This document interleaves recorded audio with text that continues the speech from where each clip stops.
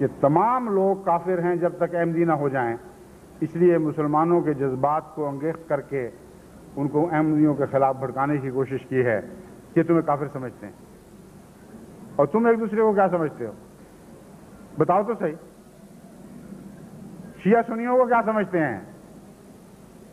جان ہے تو بولو۔ اور سنی شیعوں کو کیا سمجھتے ہیں؟ اور وہابی بریلویوں کو کیا سمجھتے ہیں؟ اور بریلوی وہابیوں کو کیا سمجھتے ہیں؟ یہ سچ ہے کہ نہیں ہے؟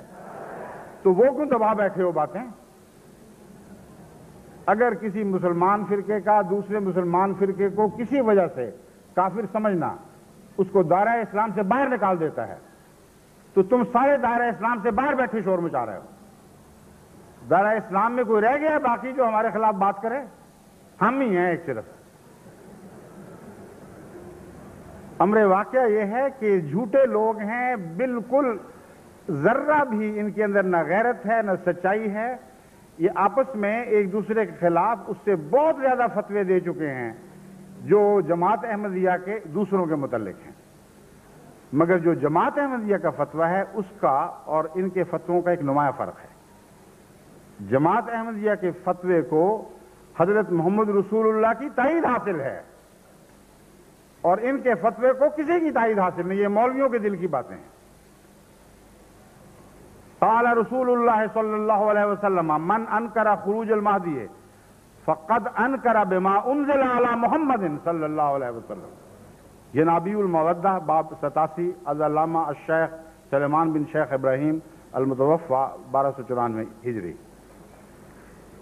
فرماتے ہیں کہ حضرت اقدس محمد رسول اللہ نے فرمایا کہ جس نے مہدی کے ظاہر ہونے کا انکار کیا فقد انکرا، یقیناً اس نے انکار کر دیا ہر اس چیز کا جو محمد پر نازل ہوئی تھی۔ اب بتائیں کفر اور کیا ہوتا ہے؟ اور جس کو ہم مہدی سمجھتے ہیں، جس پر ایمان لاتے ہیں، جس کی صداقت پر آسمان گواہ بن گیا اور چاند اور سورج نے گواہی دے دی، ان گواہیوں کو مٹانے کی تو تم میں طاقت نہیں ہے، تم خود بھی مٹ جاؤ تو اس چاند اور سورج گرہن کی گواہی کو کبھی آپ دنیا سے مٹا نہیں سکو گے۔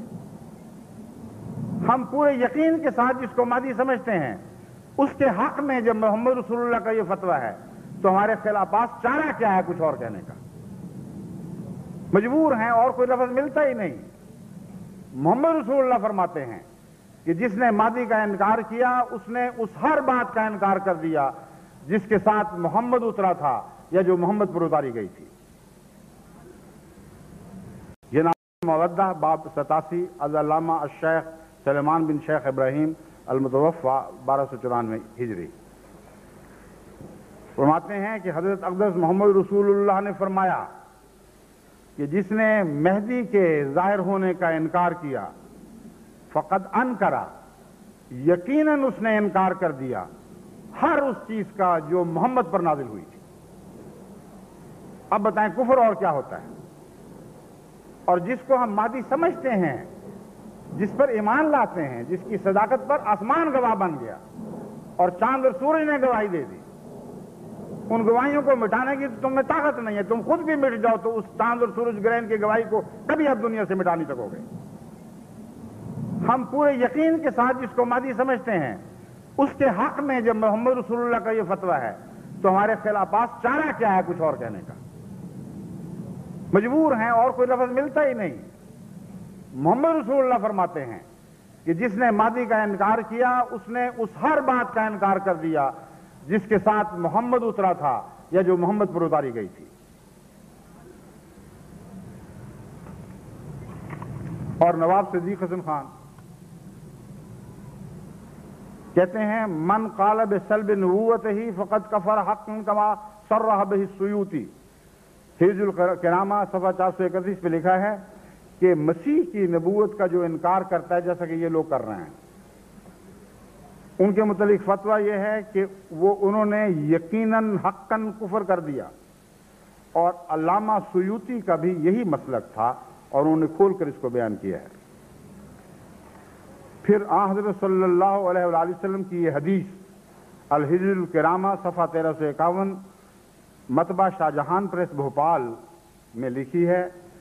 حضرت صلی اللہ علیہ وآلہ وسلم کا یہ قول لکھا ہے من کذب بالمہدی فقد کفرا، جس نے مہدی کا انکار کیا اس نے یقیناً کفر کیا۔ تو ہم رسول اللہ صلی اللہ علیہ وسلم کا انکار کرتے ہیں تمہاری خاطر؟ تم ہوتے کون ہو جنہیں خوش کرنے کی خاطر ہم حضرت محمد رسول اللہ کا انکار کر بیٹھے؟ بس آپ نے اگر مہدی کے منکر کو کافر کیا ہے کہا ہے تو ساری دنیا کے احمدی مہدی کے منکر کو کافر ہی کہتے رہیں گے، خواہ تمہیں آگ لگ جائے، خواہ تم جس طرح مرضی جل بن جاؤ۔ محمد رسول اللہ کا فتویٰ ہے، ہم میں مجال نہیں ہے، ہم ہیں کس باپ کے بیٹے جو محمد رسول اللہ کی بات کو بدل سکے۔